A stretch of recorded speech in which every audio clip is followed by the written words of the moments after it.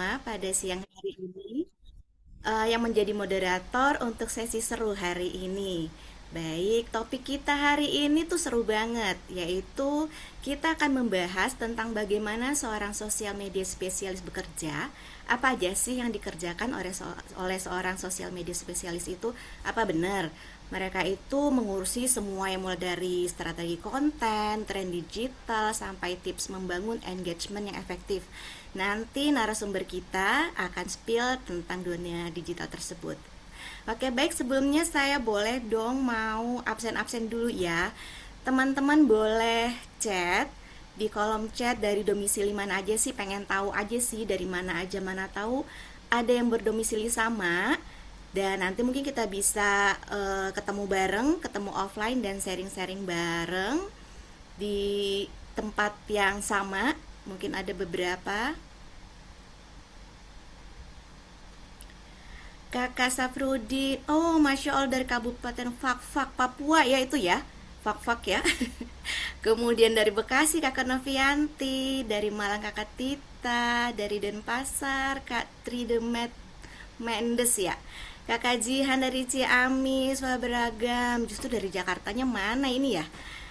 Kakak Kamelia dari Banjarbaru Kalimantan, Kakak lihat dari Tangerang. Wow, bermacam-macam ya, tidak hanya di Pulau Jawa tapi dari dua pulau juga ada. Baik, terima kasih. Terima kasih Kak Yuni. Iya, Sidoarjo, Kak Yuni. Wow, dari Jawa Timur ya. Oke. Baik, sebelum kita mulai, saya akan bacakan dulu tata tertib acara ini agar nanti acara kita bisa berlangsung dengan tertib dan nyaman. Ya. Jadi, oh sorry, bentar.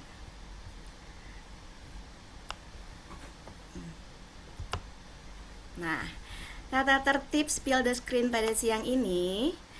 Yang pertama, kakak-kakak tolong nyalakan kameranya agar kita dapat berinteraksi. Kemudian menggunakan virtual background seperti yang sudah kita sampaikan di WhatsApp group, dan merename akun Zoom dengan format nama _profesi_domisili. Dan kemudian mic-nya mohon dalam keadaan mute agar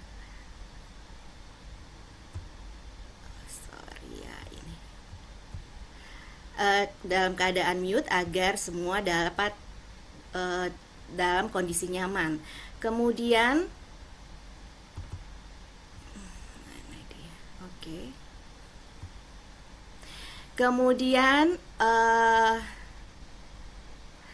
Kemudian teman-teman tidak boleh tidak boleh dalam berkomunikasi itu sara dan sebagainya. Mungkin bisa baca tadi di sana ya. Oke, saya lanjutkan lagi.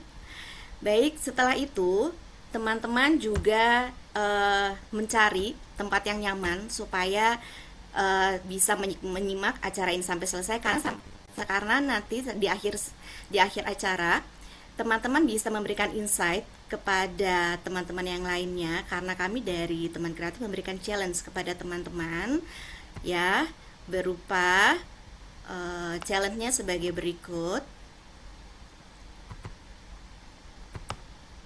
Nah, teman-teman bisa memberikan insight ya kepada teman-teman yang lain di media sosial. Untuk 20 orang yang beruntung, teman-teman akan mendapatkan personal career blueprint. Apa itu career blueprint? Itu akan membantu teman-teman untuk mengenali potensi diri, arah karir, dan langkah selanjutnya. Nanti saya akan jelaskan lebih detail mengenai personal career blueprint ini.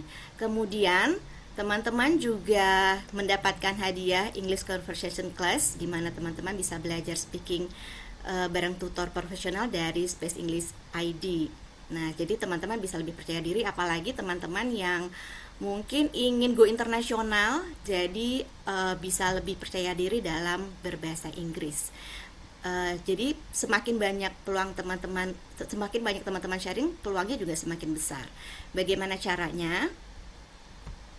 Caranya teman-teman bisa upload insight kita pada siang hari ini, ya. Di share insight terbaik teman-teman sesi sharing spill the screen di sosial media dengan template yang sudah disediakan, kemudian tag akun @teman kreatif, juga @space_english_id dan akun narasumber yaitu @fitri.virtualassistant. Kemudian juga gunakan hashtag spill the screen teman kreatif dan teman kreatif ada aja gebrakannya, dan kemudian kumpulkan link insight yang sudah diposting pada form yang sudah disediakan. Begitu teman-teman. Oke, nah kenapa kenapa uh, career blueprint itu penting? Karena dari situ teman-teman bisa mendapatkan pedoman tentang bagaimana mengenali potensi diri. Di situ nanti akan dijelaskan, kita akan mendapatkan seperti rapor pribadi begitu ya. Bagaimana kekuatan kita, weakness kita, arah tujuan kita, mungkin bisa jadi juga niche kita, arahnya kemana, nanti akan dibantu oleh profesional yang sudah merangkum semuanya mengenai personal career blueprint kita ke depannya. Jadi sayang banget kalau dilewatkan. Dan lumayan loh ini ya, bisa mendapatkan hadiah seperti ini. Oke, baik. Oke. Di tengah-tengah kita sudah hadir narasumber kita, yaitu narasumber kita. Saya akan bacakan sedikit mengenai profil narasumber kita ya. Beliau adalah Mbak Fitri, yang nama lengkapnya adalah Lailatul Fitri, ya, Lailatul Fitriah, yang biasanya disapa dengan Mbak Fitri. Beliau adalah seorang virtual assistant dan sosial media spesialis yang membantu trainer, coach, founder UMKM dan organisasi membangun kehadiran digital melalui sosial media dan konten strategi, sosial media management, personal branding, community management. Dan ternyata beliau berdomisili di Mojokerto, Jawa Timur ya Mbak. Wah, jauh sekali. Aku pikir Ya, masih di Jakarta loh. Oke. Kemudian ternyata perjalanan karir beliau juga dari dunia manufaktur ke dunia digital. Wow, kok bisa seperti itu ya? Nanti kita dengarkan ya penjelasan dari beliau. Penasaran juga nih. Nah, sebelum itu beliau waktu masih di dunia manufacturing, beliau telah berkarir lebih dari 10 tahun mengelola koordinasi proyek, berkolaborasi lintas divisi dan mengembangkan kemampuan komunikasi, problem solving dan manajemen proses. Dan kemudian di tahun 2024 beliau memulai babak baru, memutuskan untuk melakukan career switch menjadi virtual assistant dan sosial media spesialis.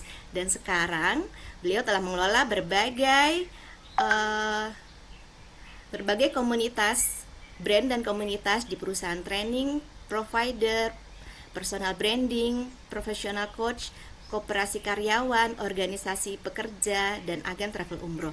Dan tagline-nya adalah, tidak ada kata terlambat untuk memulai karir baru.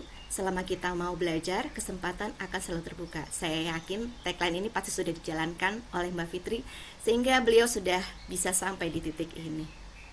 Wow, baik. Baiklah, mari kita sambut Mbak Fitri. Silahkan.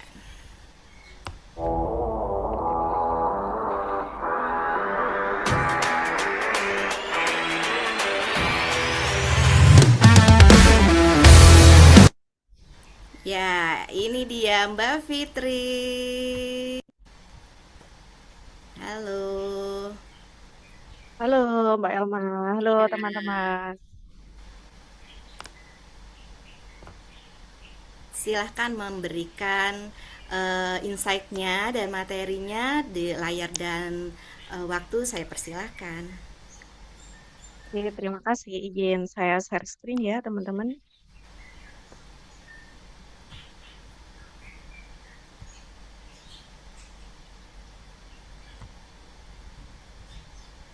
Mohon maaf.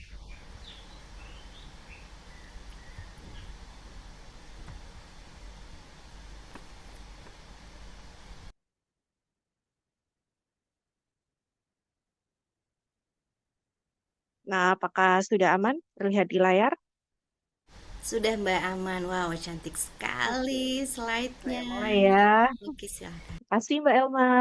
Bismillahirrahmanirrahim. Assalamualaikum warahmatullahi wabarakatuh. Waalaikumsalam warahmatullahi wabarakatuh. Selamat siang teman-teman semua. Terima kasih sudah menyempatkan hadir di sesi Spill the Screen by Taman Kreatif hari ini dan mendengarkan cerita saya. Semoga sedikit insight yang saya bagi bisa memberi manfaat gitu. Nah, hari ini kita akan ngobrolin bareng-bareng terkait dengan saya gitu ya untuk bagaimana saya memulai perjalanan saya sebagai sosial media spesialis. Yang sebelumnya dari karyawan full time ke sosial media VA, membangun karir remote dari rumah.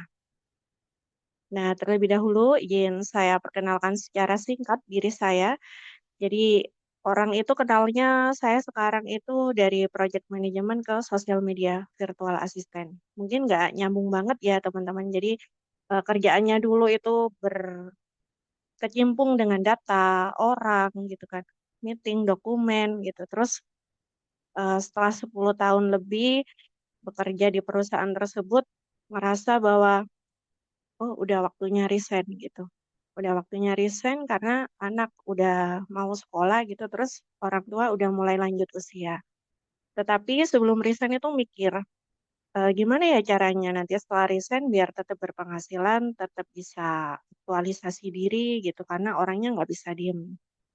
Nah, akhirnya carilah tahu itu di sosial media, berseluncur ke berbagai media, dan ketemulah dengan dunia virtual assistant. Dan itu pun mikir ketika nanti jadi VA gimana ya mau masuknya ke niche yang apa gitu. Dan masuklah di dunia konten manajemen atau sosial media manajemen. Nah, kenapa di sosial media manajemen? Pada dasarnya ini berangkat karena memang yang pertama saya tuh passion di sosial media, suka gitu melihat konten. Jadi kalau scroll sosial media, melihat konten itu di pikiran saya yang ada ini gimana ya orang ini bisa bikin konten yang begini, dapat idenya dari mana ya? Terus deliverable-nya itu bagaimana ya untuk bisa menyampaikan pesan itu kepada audiens. Nah, itu yang ada di pikiran saya.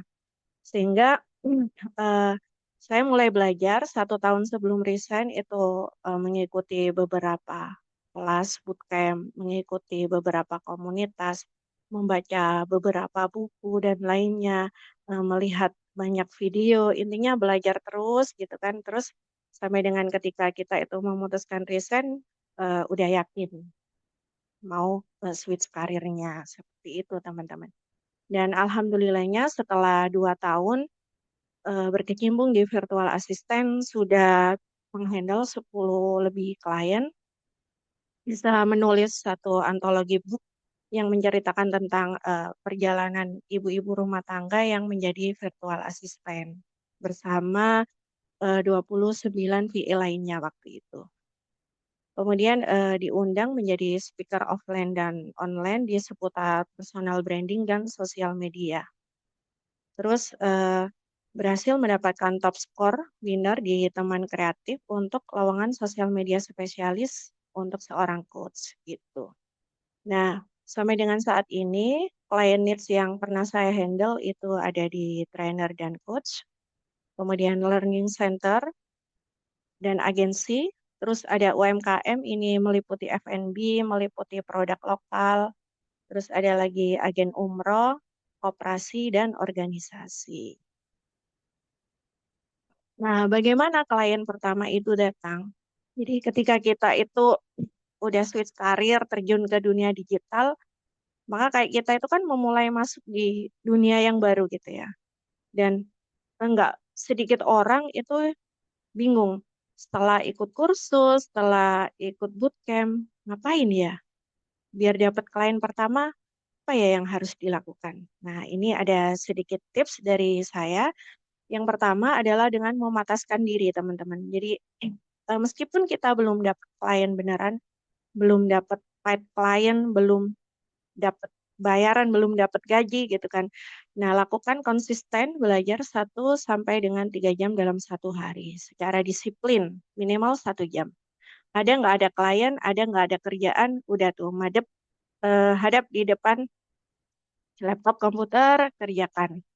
Ya, entah itu bikin dummy project, entah itu menyimak recording, entah itu mau ngerjain personal branding sendiri. Intinya yang aktivitas itu mengarah ke peningkatan skill teman-teman gitu.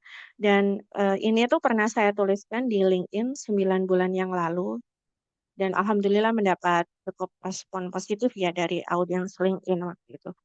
Jadi judulnya itu dari pura-pura bekerja sampai dapat klien beneran. Jadi dengan kita melakukan ini kita itu seperti eh, ya berdoa juga mengupayakan gitu kepada Tuhan, kepada Allah bahwa saya itu layak loh untuk bisa dapat klien beneran karena saya tuh udah usaha gitu kan. Dan kita sendiri secara personal akan puas gitu karena udah optimal apa yang sudah dilakukan. Gitu teman-teman. Terus ketika udah memantaskan diri gimana dong action selanjutnya gitu. Nah, dari lingkaran terdekat dulu. Jadi hidup kita itu kan bersosialisasi dengan banyak orang, kenal dengan banyak orang. Nah, ketika teman-teman terjun di dunia digital menjadi freelancer, pertama pikirkan kira-kira nanti siapa ya yang bisa ditawarin jasanya teman-teman ini.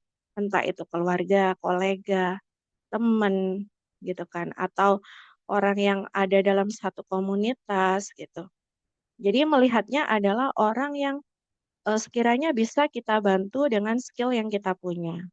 Seperti itu dulu mikirnya, kita bantu, gitu ya. Kalau kita itu udah kenal, itu akan enak ketika kita itu menyampaikan keinginan kita untuk membantu, karena orang sudah kenal dengan kita, udah paham kita itu gimana, kita punya integritas itu seperti apa, gitu.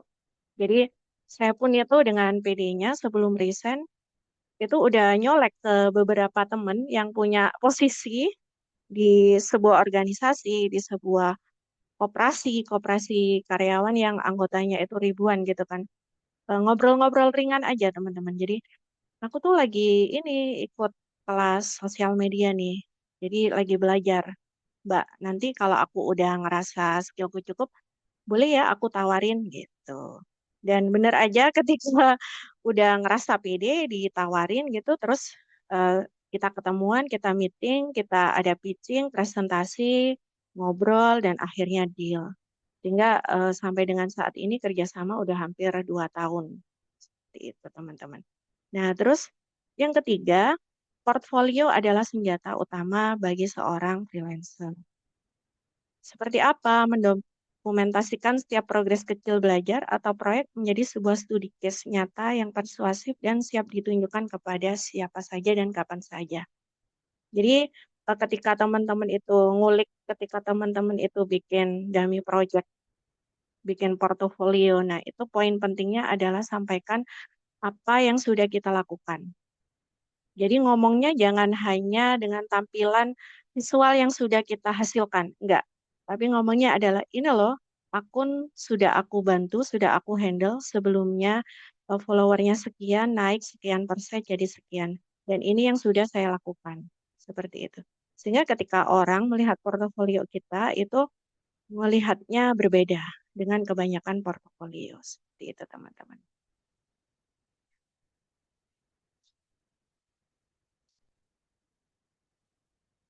Next. Nah, selanjutnya, kenapa fokus pada trainer dan coach? Jadi, dua orang ini menjadi target sasaran saya ketika pertama kali menjadi virtual assistant. Kenapa? Ya, karena mikirnya mereka ini orang yang sibuk gitu ya. Terus secara dana itu ada. Jadi bisa meng-hire gitu untuk seorang asisten. Terus bagi mereka, personal branding adalah sebuah produk. Karena mereka itu punya calon klien yang cukup luas di sosial media, entah itu Instagram, entah itu LinkedIn, gitu kan. Nah, kalau kolamnya mereka ini nggak dihadirkan, nggak kita kasih konten gitu kan, kita nggak akan terlihat seperti itu. Sehingga mereka butuh untuk hadir di sosial media, membangun personal branding. Untuk orang itu tahu expertise, nilai hidup yang diusung sama si trainer dan coach, dan keunikan pribadi mereka secara utuh, bukan kayak template pasaran gitu. Karena memang setiap personal itu unik gitu. Terus bagi mereka waktu adalah aset utama. Mereka adalah orang-orang yang fast moving sekali ya. Hari ini di kota A, besok ke kota B. Hari ini meeting A, kemudian meeting B gitu. Mereka berjalan aktivitasnya berdasarkan kalender banget gitu. Nah, sehingga mereka adalah orang yang kurang sempat kalau harus handle kontennya sendiri, harus handle sosial medianya sendiri gitu. Terus yang ketiga, needs target bukan massa. Mereka itu membutuhkan konten yang bernilai tinggi, yang relevan dengan calon pembeli kelas mereka. Karena mereka ini premium, high ticket gitu kan, harga kelasnya itu jutaan, puluhan juta, bahkan ratusan juta gitu. Terus mereka pasti kontennya bukan yang konten meme viral, konten yang mainstream lah gitu ya. Sehingga memang menyasar targetnya itu sangat spesifik. Terus yang alasan keempat, bagi seorang coach dan trainer, konten itu adalah funnel atau corong yang bisa bekerja 24 per 7 hari atau setiap saat. Ya, kenapa? Karena ibaratnya konten itu kayak sales digital yang bekerja tiada henti gitu untuk mereka. Karena ketika calon klien mereka melihat sosial medianya trainer atau coach, ya mereka akan paham kualitas atau pemikiran dan trainer coach ini layak nggak sih buat dijadikan mitra gitu. Layak nggak sih buat diajak kolaborasi seperti itu. Sehingga konten itu menyaring otomatis calon klien potensial bagi mereka. Nah, bagaimana perjalanan saya mengetuk pintu peluang untuk trainer dan coach ini? Jadi ada dua cara yang saya pakai. Yang pertama, melalui Instagram outreach, cold messaging strategis. Jadi membangun personal brand yang konsisten di Instagram waktu itu sebagai portfolio digital, kemudian mengirimkan cold outreach ke calon klien potensial. Jadi saya itu search di Instagram dengan keyword coach, motivator gitu kan. Terus saya follow. Dengan saya follow, saya itu membaca konten mereka yang sudah pernah ada. Saya like gitu. Terus saya cari tahu beberapa orang ternyata selain menjadi personal trainer, selain menjadi trainer gitu kan, mereka juga punya perusahaan yang bergerak di in-house training untuk perusahaan-perusahaan yang biasanya di soft skill training ya teman-teman kayak leadership training, communication skill, sales dan lain-lain. Nah, itu saya follow juga akun perusahaannya yang bergerak di bidang training provider. Nah, ternyata setelah beberapa menit saya memutuskan follow, beliau nge-DM. Assalamualaikum, terima kasih sudah add. Gitu. Dengan senang hati, Pak. Gitu. Nah, orangnya langsung to the point waktu itu nanyain skema paymentnya virtual assistant. Padahal kita belum ngobrol nih. Kira-kira si Bapak ini butuh VA ngebantu di yang mana gitu kan. Belum tahu juga. Nah, akhirnya kita ngobrol. Pertama kali aku kirimkan portfolio dan CV melalui email. Terus kita ngobrol. Waktu itu by phone gitu. Terus ngobrol, tanya-tanya, karena beliau ini motivator ya, dan kelas nasional gitu. Terus orangnya pasti nggak jauh dari bijaksana, wise gitu ya. Sehingga ketika sesi onboarding, em, telepon pertama kali beliau nanyakan, kira-kira Mbak Fitri ini visi misinya dalam menjadi seorang virtual assistant 5 tahun ke depan itu pengennya apa sih gitu. Karena beliau pengen kerjasama itu nggak dibangun untuk jangka waktu yang pendek, tapi untuk jangka waktu yang panjang, sehingga harus menyamakan energi atau matchingnya gitu. Jadi meskipun kita itu bekerja jarak jauh, nggak pernah ketemu gitu kan, tapi energi matching itu ada teman-teman gitu. Nah akhirnya saya jawab, saya habis resign Pak. Niat resignnya karena pengen dampingin anak saya, sehingga nanti ketika SMP dia itu bisa mondok gini-gini. Saya pengen dia hafal juz 30 dan lain sebagainya. Nah, ternyata beliau juga punya anak seperti saya gitu, cita-citanya sama. Dan bahkan kita ngobrolin hal yang begini gitu untuk sebuah visi misi kerjasama yang bidangnya di sosial media, tapi kita itu saling care gitu, keluarganya gimana, tuh seperti itu teman-teman. Dan alhamdulillah dengan beliau udah bekerja sama hampir 1 tahun sampai dengan saat ini. Terus yang kedua, ini seorang coach, profesional coach untuk self development karir gitu ya. Eh, Waktu itu beliau ngebuka lowongan untuk sosial media spesialis, membantu personal branding beliau di LinkedIn. Nah, melalui portalnya Teman Kreatif. Nah, saya daftarlah waktu itu. Daftar pun itu waktu itu melampirkan studi case. Kayak kita itu mau nawarin apa sih ke si coach ini ketika kita nanti bisa menjadi VA-nya, semacam proposal gitu, teman-teman. Ngasih mini strategi sama kita ada beberapa tes waktu itu, placement test, kemudian MBTI dan DISC test, terus dilakukan scoring berdasarkan beberapa pertimbangan dan alhamdulillahnya menjadi ranking 1 sehingga waktu itu yang di hire adalah saya dan mendampingi personal branding beliau di LinkedIn. Ya, yang mana LinkedIn itu sosial media untuk para profesional gitu kan. Oke, next. Bagaimana membangun kepercayaan sejak hari pertama? Jadi hari pertama, kesan pertama itu optimalkan teman-teman, kasih kesan yang baik. Dan tentu saja nggak di hari pertama aja ya, selama kita bekerja juga penting untuk menjaga konsisten tetap perform dan baik gitu. Nah yang pertama melalui onboarding brief. Jadi klien baru biasanya itu akan saya tawarin dulu. Saya ada beberapa pertanyaan nih Pak, Kak atau Bu gitu.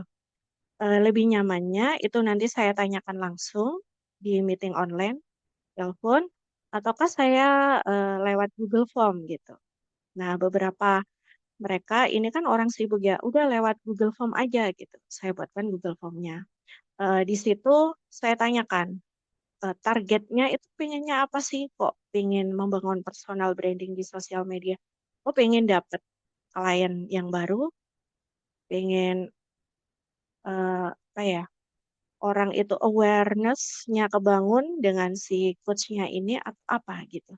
Terus kalau misalnya dapat klien nih, klien ideal ideal yang ingin di apa ya, yang ingin ditargetkan saat ini tuh yang seperti apa gitu. Oh, misalnya fresh graduate yang memang dia itu lagi bingung nih, habis ini mau berkarir di bidang apa.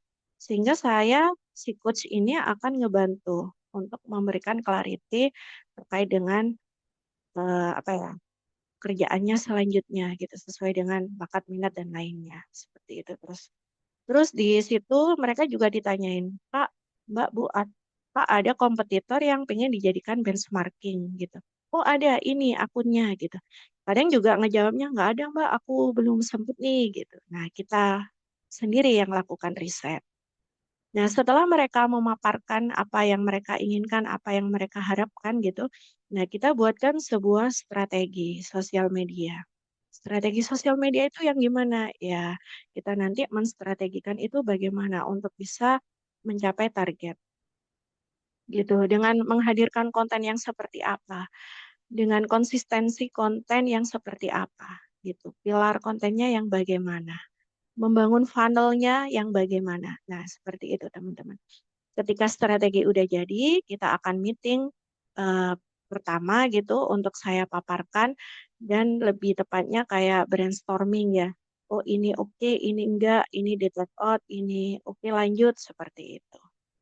Nah, selanjutnya adalah laporan berkala. Menyajikan visualisasi metrik. Metrik ini nanti tergantung ya teman-teman KPI yang mau dicapai itu apa secara objektif dan jujur di setiap akhir bulan. Jadi tetap tuh kita sampaikan laporan performa sosial media mereka untuk bulan yang lalu. Terus evaluasinya apa? Ya kita itu nggak selalu naik ya teman-teman. Kadang juga ada turunnya. Nah ketika turun, kenapa? Ya jujur aja kenapa. Kita cari tahu potensi yang membuat turun itu seperti apa.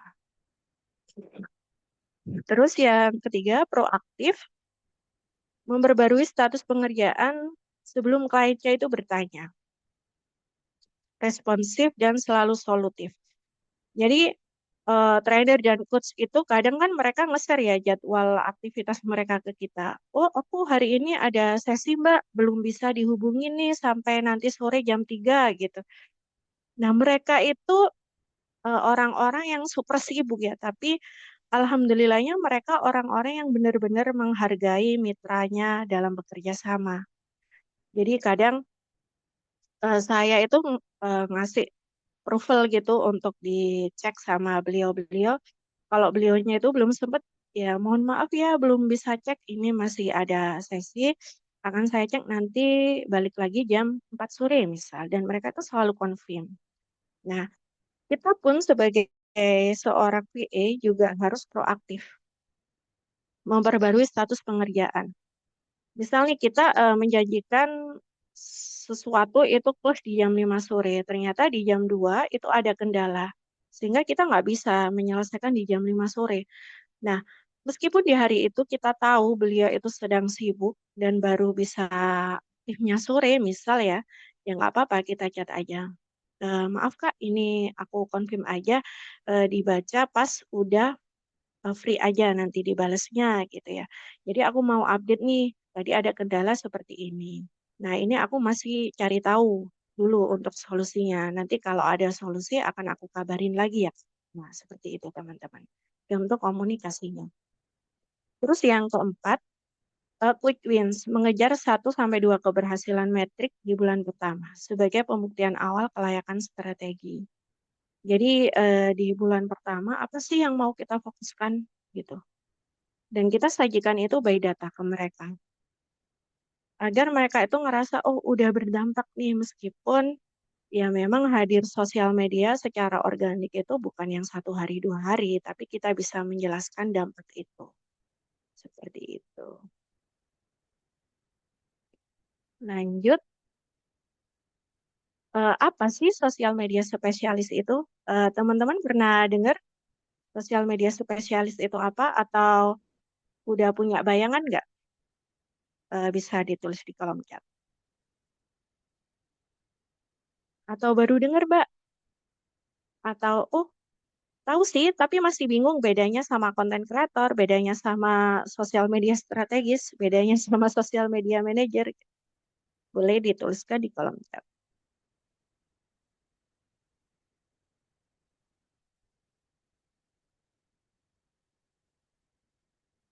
Pernah dengar tapi nggak paham benar. Oh ya. Terus,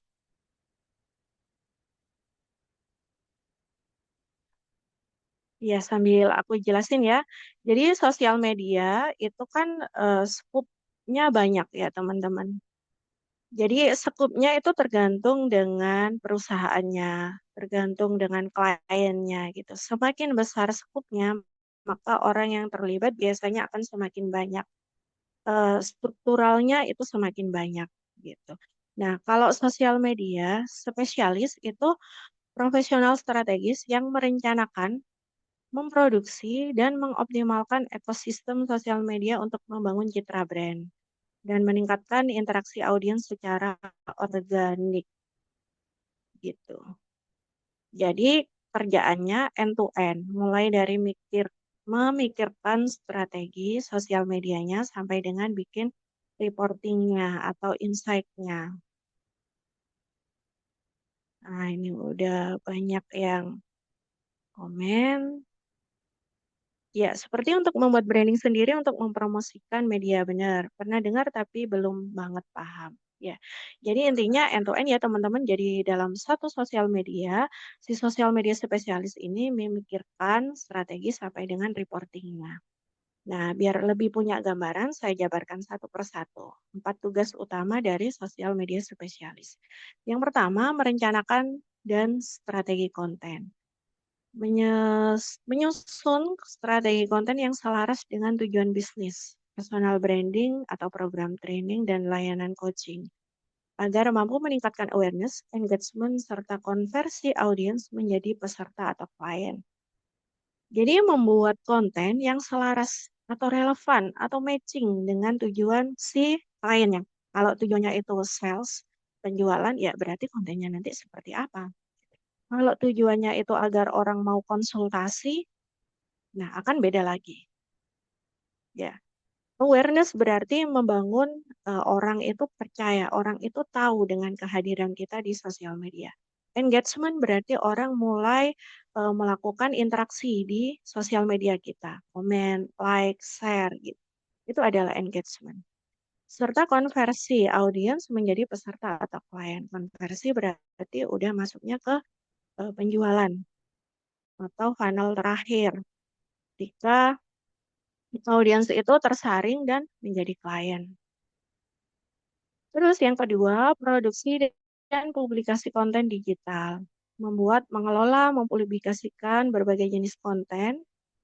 Macam-macam ya, ada carousel, ada reels atau video pendek, caption. Bahkan kadang itu saya pernah bikin newsletter kalau di LinkedIn. Dan materi promosi yang relevan dengan kebutuhan audiens. Nah, terus yang ketiga, pengelolaan komunitas dan interaksi audiens. Memantau serta merespon komentar, pesan, dan interaksi dari audiens untuk membangun hubungan yang kuat. Gitu. Jadi mereka ini para coach gitu dikenal dengan banyak orang. Terus banyak orang itu kan kadang komen ya di sosial media mereka gitu. Nah, kadang kan mereka ini orang yang sudah kenal dan komen gitu. Tapi kan saya sebagai asistennya nggak kenal ya itu siapa gitu. Jadi kadang perlu ngobrol sama si kliennya. Kak, ini itu siapa ya? Sehingga kita bisa menyesuaikan gaya bahasa ketika membantu membalas komentar. Seperti itu teman-teman. Terus yang keempat, monitoring, analisis, dan mengemban performa akun. Melakukan evaluasi terhadap performa konten dan sosial medianya dengan insight yang tersedia, kemudian memberikan rekomendasi perbaikan untuk meningkatkan jangkauan, keterlibatan, dan hasil pemasaran secara berkelanjutan. Maksudnya seperti apa? Jadi ketika sosial medianya udah aktif kita handle, nah itu pasti akan ada laporan angka-angka dari si sosial medianya, data analitik ya. Jadi angka-angka itu kalau buat orang awam mungkin agak sulit dipahami. Reach itu apa, views itu apa gitu kan. Nah, tugas kita menyampaikan data itu secara mudah, simpel, dan singkat. Tapi juga ngasih rekomendasi perbaikan gitu. Jadi kalau kita laporannya tuh banyak slide gitu, mungkin mereka nggak akan sempet dia ngebaca. Jadi bikinnya udah satu halaman gitu aja, yang bisa memuat semua informasi yang diperlukan. Menyesuaikanlah dengan style kliennya gitu. Terus yang ketiga, alur kerja harian pembuatan konten. Sebelum posting ngapain sih? Riset tren audience. Yang lagi tren itu konten yang seperti apa sih? Nggak semua konten viral itu harus kita tiru. Kalau itu nggak relevan dengan personality atau brandingnya kita, gitu ya teman-teman. Jadi nggak selamanya riding the wave itu perlu, gitu. Nah itu kita bertugas untuk memilah mana yang relevan, mana yang enggak. Terus perumusan ide pokok dan penyusunan draft naskah, copywritingnya. Jadi nanti skrip kontennya itu seperti ini loh. Dan tentu saja itu dengan tone atau gayanya si trainer atau coachnya atau kliennya kita. Gayanya itu eh, apa ya kayak bijaksana, motivasional, terus calm, terus kayak temen ngobrol atau seperti apa. Nah, itu berbeda-beda. Dan itu harus kita tuangkan dalam konten. Setelah lakukan riset, yaitu pembuatan desain di Canva, kalau video ya di CapCut, diedit. Dan ini macam-macam. Ada yang mereka itu punya video sendiri gitu, terus kita ngeditin gitu. Dan mereka ini kan kadang kalau ada sesi in-house training itu bawa fotografer sendiri ya. Jadi kita itu biasanya akan dikasih aset-aset fotonya dari asisten fotografernya ini. Terus kita pilih, kita jadikan footage untuk konten-kontennya. Seperti itu, punya gambaran ya teman-teman. Terus setelah kita buat kontennya kita publikasikan di jadwal. Jadi dalam 1 bulan itu kita sudah punya schedule-nya. Di hari apa, kontennya itu, topiknya apa, headline-nya apa, terus dia itu jenisnya carousel, reels, atau infografis gitu kan. Terus akan tayang di hari apa, jam berapa gitu. Jadi sosial media spesialis nggak hanya orang yang melakukan posting konten, tapi orang di balik ini yang memikirkan semuanya gitu. Terus pas posting pun itu ada strateginya ternyata. Karena setiap akun itu punya keunikannya masing-masing, terutama di eh, gaya audiensnya. Saya tuh pernah handle akun, malah jam aktifnya itu jam 3 pagi gitu. Loh, kenapa jam 3 pagi gitu kan? Ternyata kebanyakan audiens akun ini adalah di usia milenial dan boomers gitu kan. Sehingga saya mikirnya, oh mungkin, dan kebanyakan mereka ini beragama Islam. Oh mungkin setelah sholat malam gitu kan, terus lanjut mereka scroll sosial media bentar. Sehingga dengan kita memahami jam aktif audiens kita, itu kita bisa menyesuaikan postingan kontennya. Sehingga konten itu akan bisa menyebar lebih luas dan tepat sasaran ke audiensnya. Terus yang keempat adalah evaluasi dan optimasi. Menganalisis hasil data analitik dan merencanakan rencana perbaikan. Misal nih, kenapa ya bulan kemarin itu follow-nya rendah gitu. Oh ternyata call to action kita untuk mengajak audiens follow itu masih kurang gitu. Sehingga memang harus disesuaikan dengan metrik atau tujuan yang ingin dicapai teman-teman. Kalau misalnya lagi ada promosi gitu, lagi ada promosi coaching, ada harga diskon, nah berarti call to action-nya ya akan banyak diarahkan ke landing page atau website. Nah selanjutnya mengenai ekosistem kerja penunjang yang efisiensi. Jadi kita sebagai pekerja digital itu nggak jauh dengan tools-tools digital yang membantu pekerjaan kita untuk bisa lebih sat-set, lebih cepat, lebih akurat gitu kan. Nah dari 2 tahun trial error ini akhirnya saya menemukan nih, oh ini ternyata tools yang nyaman untuk saya pakai. Dan ini semoga teman-teman bisa nyoba ya nanti. Yang pertama untuk PM atau Project Management dan Ideation itu biasanya pakai Notion, Trello, dan Google Sheet. Jadi Notion itu kadang saya pakai untuk kayak saya pribadi men-tracking gitu ya, target tahunan saya. Terus saya breakdown per bulan gitu. Project Management untuk karir saya sendiri sebagai seorang virtual assistant. Terus ada Trello. Trello itu kan punya kayak Kanban ya. Kita tinggal drag and drop gitu. Nah, di Trello itu biasanya untuk kita susun concern per klien.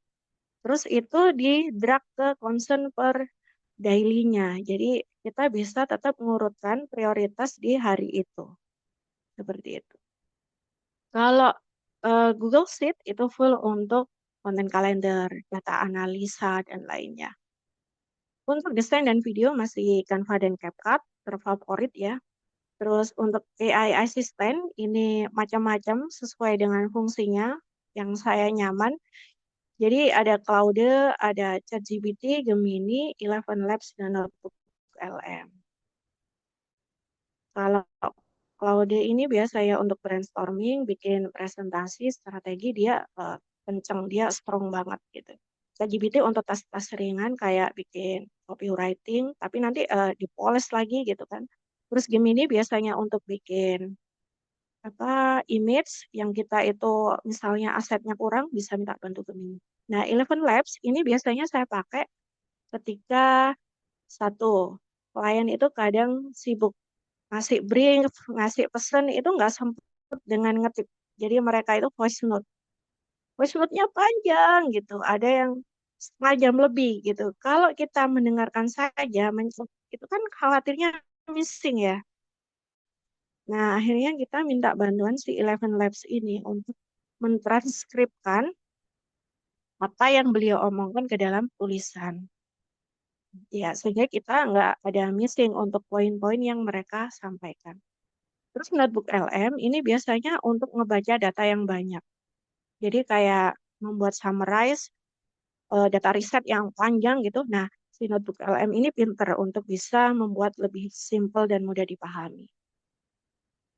Terus untuk distribution biasanya pakai MetaSuite, TikTok Manager, dan Google Sheets. Penjadwalan posting dan pencatatan performance.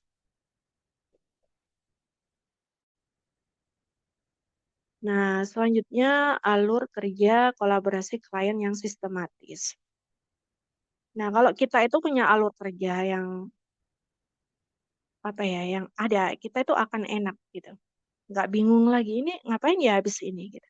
Nah, kalau di saya alur kerjanya itu klien kan ngasih brief ya, gambaran besar di awal kita eh, temu gitu. Terus saya lakukan riset. Riset ini macam-macam. Riset secara bisnisnya sehingga bisa kita pikirkan untuk eh, sosial media strateginya gitu. Sampai dengan riset kompetitor, riset konten, riset audiens gitu. Jadi audiens mereka ini siapa sih? Para fresh graduate yang memang lagi bingung arah karir habis ini mau ngapain gitu. Berarti pain point-nya mereka itu apa sih? Gitu. Berarti kan apa? Keraguan diri gitu ya. Butuh orang untuk bisa diajak ngobrol dan menemukan clarity. Nah, seperti itu gambarannya, teman-teman. Setelah itu di pembuatan plan atau strategi ya, strategi besar. Terus kalau kliennya itu approve, kita akan lanjutkan ke produksi kontennya, eksekusi gitu kan. Setelah eksekusi pun terutama untuk pembuatan konten daily, setiap konten itu diobrolkan ke klien. Kalau kliennya oke, ya kita post. Kemudian bulanan kita lakukan evaluasi. Kenapa eh, alur kerja ini penting? Ya, tentu saja untuk menjaga ekspektasi ya teman-teman, agar sejalan di tahap awal atau saat kita brief. Jadi ekspektasi kita, ekspektasinya klien itu sama. Nggak ada yang missing, nggak ada yang beda gitu. Terus pembuktian akuntabilitas bulanan dan menghindari revisi mendadak karena salah komunikasi. Nah, ini selanjutnya adalah 3 tools, satu ekosistem kendali utama.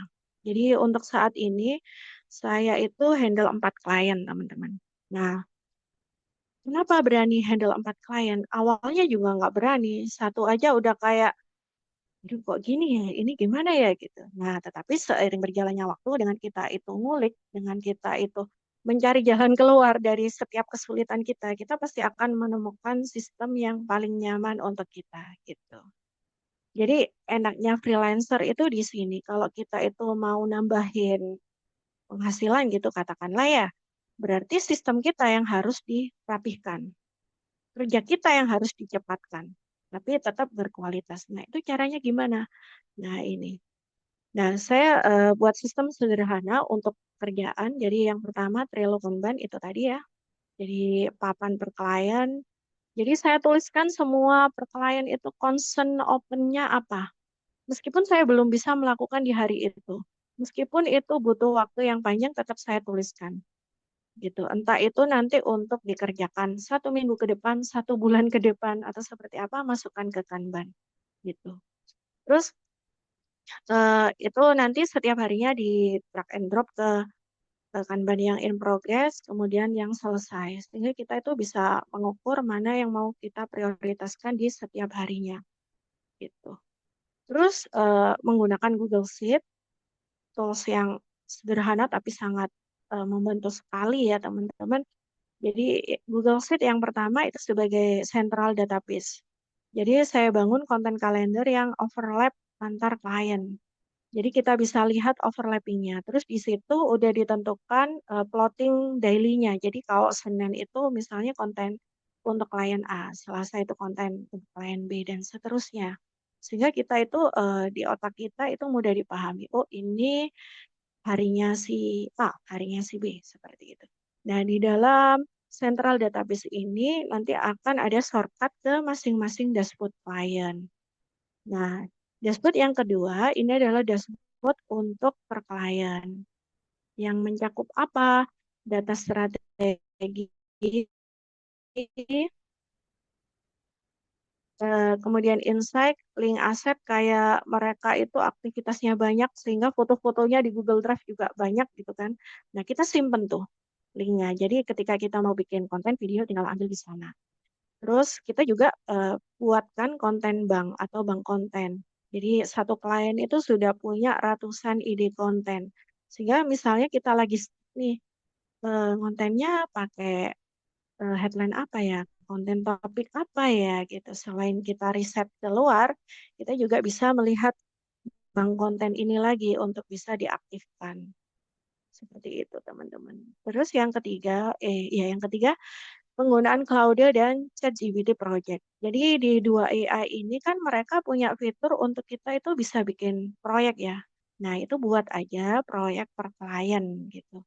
Jadi untuk klien A misal, kita udah memasukkan beberapa materi, persona, tone of voice, kemudian apa ya, pokoknya semuanya tentang si klien A itu gitu. Sehingga kalau kita itu mau ngobrolin tentang klien A, entah itu pembuatan ide konten, strategi, brainstorming, reporting atau apapun, si AI ini sudah akan paham konteksnya bahwa klien A itu stylenya seperti ini. Sehingga dari segi hasilnya AI output, kemudian dari segi bahasanya, itu sudah disesuaikan dengan personanya masing-masing klien.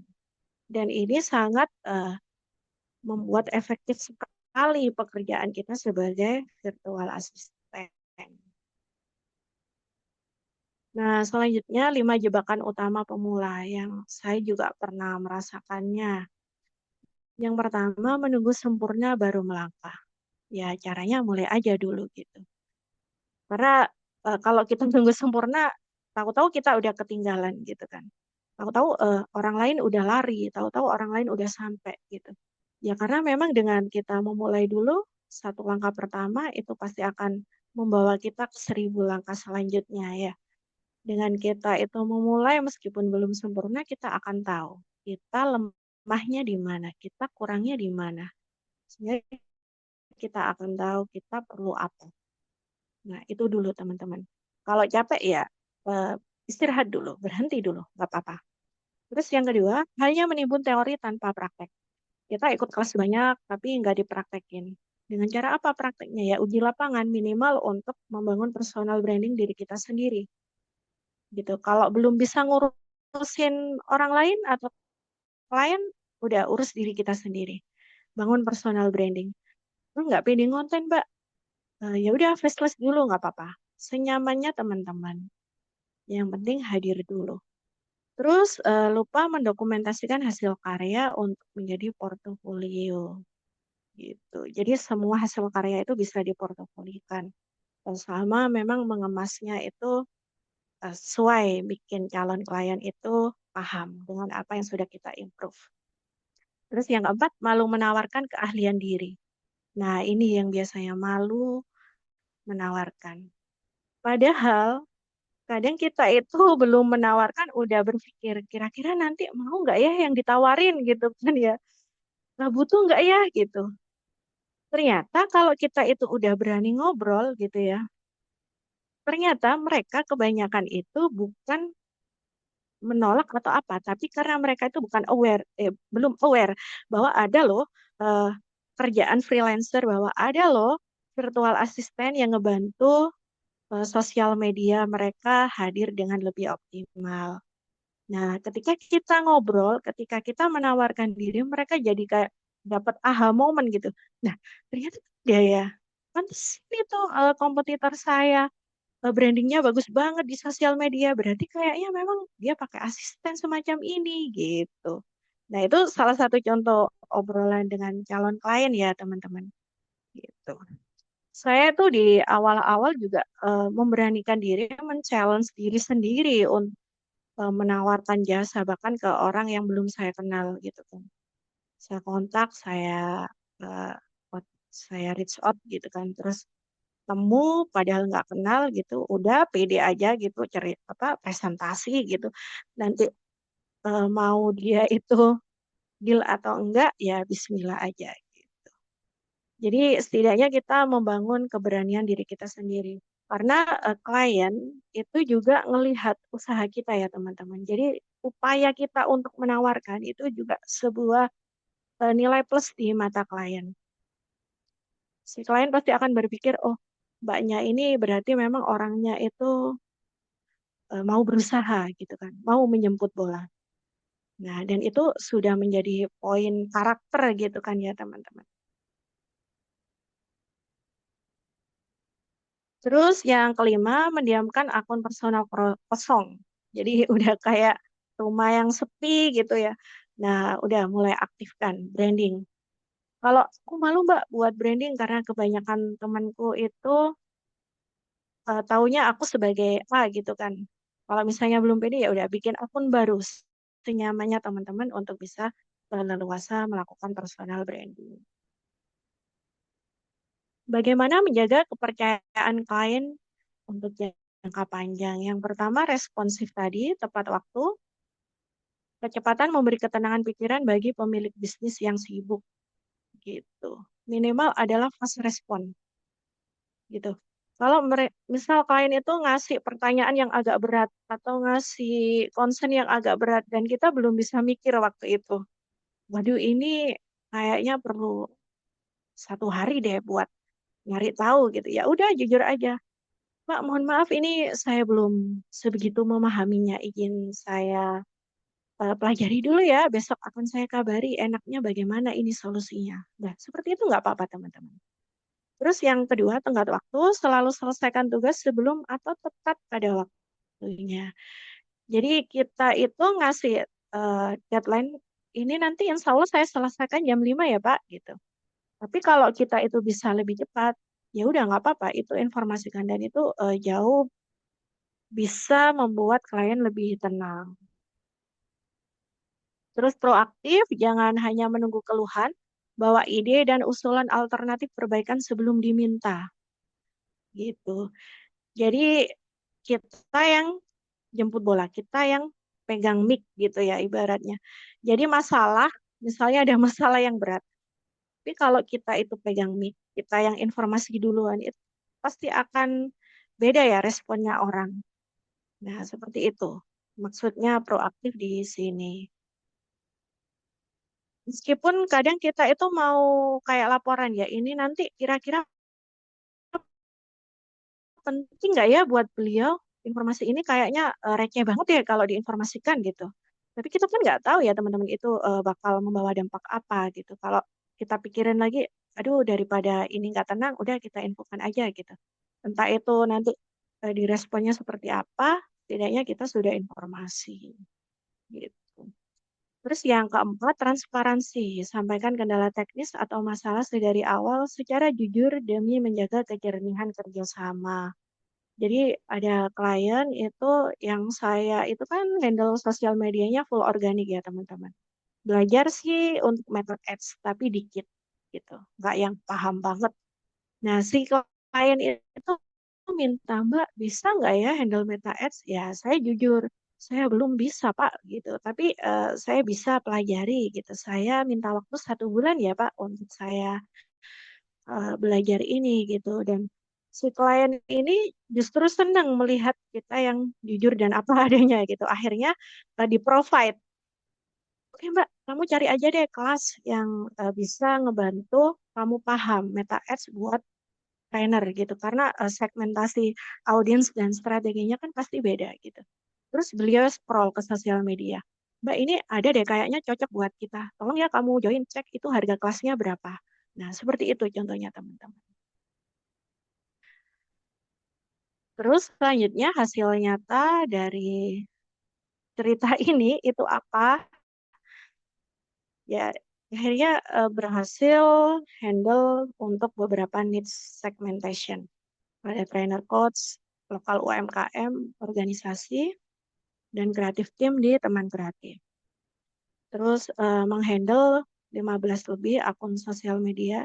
Jadi saya menggunakan beberapa device yang itu loginnya banyak banget pada satu device khusus yang untuk loginnya klien. Jadi jangan kita itu gonta-ganti device kalau udah pegang akunnya klien. karena dikhawatirkan ada sesuatu yang nggak diinginkan gitu kan, kedeteksi oleh algoritma sebagai aktivitas mencurigakan misal. Nah, harus kita rapikan itu.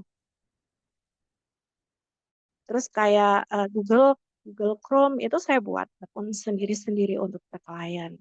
Jadi kita lebih nyaman secara data dan lebih aman. Nah, secara angka gimana? Nah, ini adalah contoh-contoh tabel performance sosial media setelah dilakukan handling. Jadi ada metrik-metrik atau indikator yang naik. Dan ini kita sampaikan ke klien, teman-teman. Jadi memang sosial media itu organik gitu, tapi angkanya bisa diukur. Angkanya bisa diceritakan, dampaknya bisa diceritakan. Seperti itu. Nah, setelah itu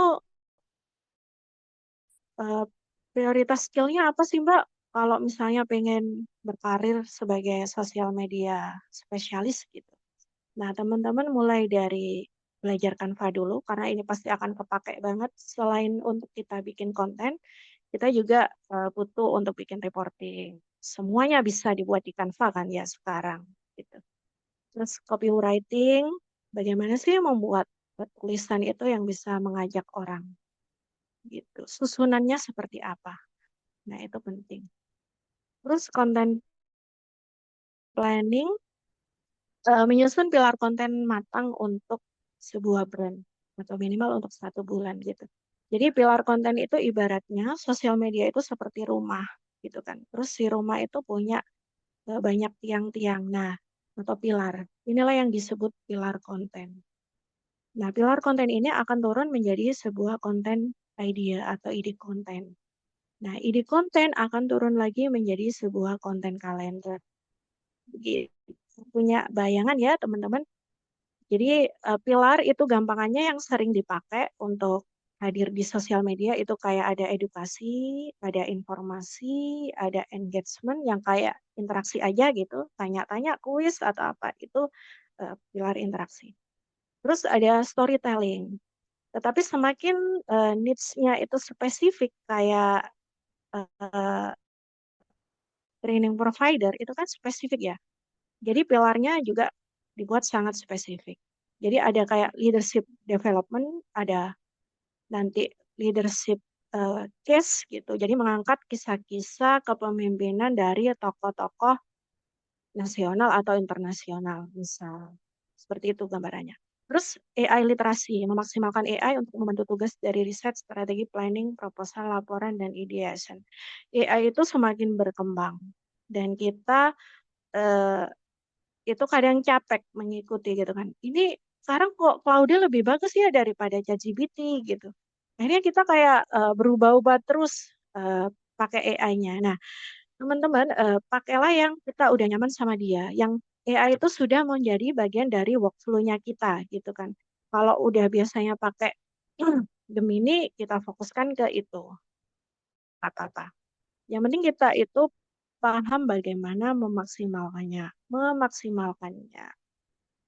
Terus belajar video editing, teknik potong dan transisi video reels.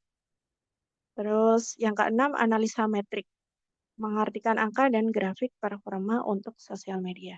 Jadi 6 skill basic ini yang perlu digali jika ingin berkarir di sosial media spesialis.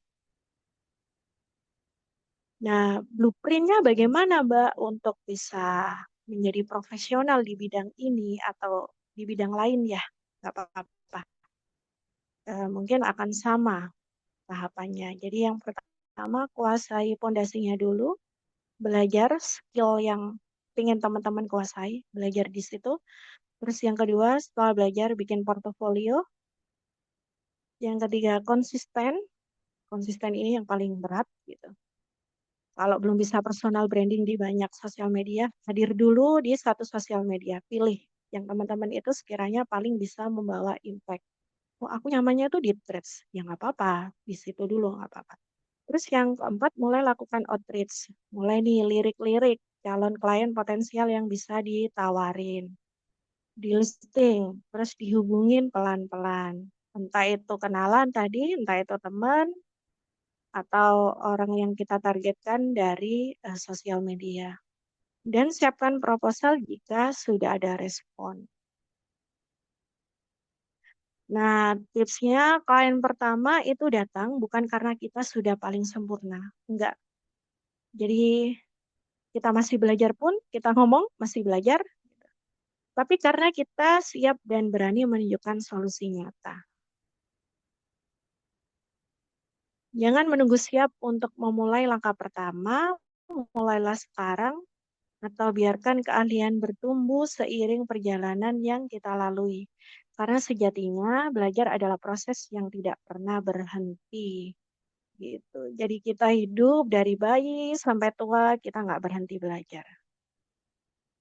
Ya kan? Nah, terima kasih. Ini kontak saya, teman-teman bisa hubungi di sini untuk mengobrol lebih lanjut. Saya kembalikan ke Mbak Elma. Baik, terima kasih. Wow, keren banget. Materinya daging, terstruktur dan jelas gitu loh, step-stepnya. Kemudian warnanya cantik sekali. Saya tuh pengen gigit kayak coklat Dubai gitu loh, Mbak. Oke, Jadi baik. lapar. Eh, eh, Sebelum kita masuk ke sesi Q&A, mungkin ada baiknya kita itu dulu ya, berfoto bersama dahulu. Kita abadikan momen ini. Baik, sebentar. Untuk yang mau menyalakan kameranya, silahkan dinyalakan. Mungkin mau mempersiapkan dulu, mau pakai jilbab, mau pakai lipstick. Kita tunggu beberapa saat. Ya, kita mungkin ada beberapa slide ya. Baik, sudah siap. Bapak Gio boleh diputar apa memang sengaja kebalik itu ya? Oke, baik. Kita mulai ya. Baik. Satu, dua, tiga. Cheers. Oke, saya save dulu ya. Oke, untuk next slide-nya.